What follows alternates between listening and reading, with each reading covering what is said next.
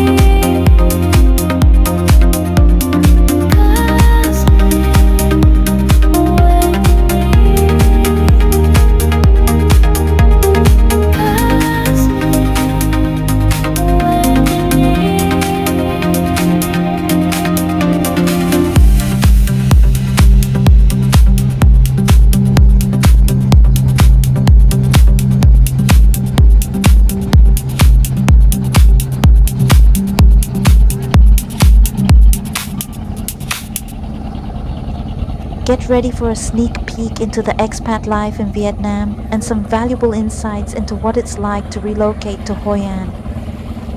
Hoi An is where the past breathes. It's not just a town, it's a doorway into a living painting, where every wall has a story, every lantern holds a magic. I've always loved Da Nang, the energy, the waves, the sky, but something kept pulling me toward Hoi An, a gentler rhythm, a deeper emotion. This is my next chapter, and it begins in the heart of a heritage town. Hoi An isn't just charming, it's soulful, a UNESCO World Heritage Site. This town is art itself.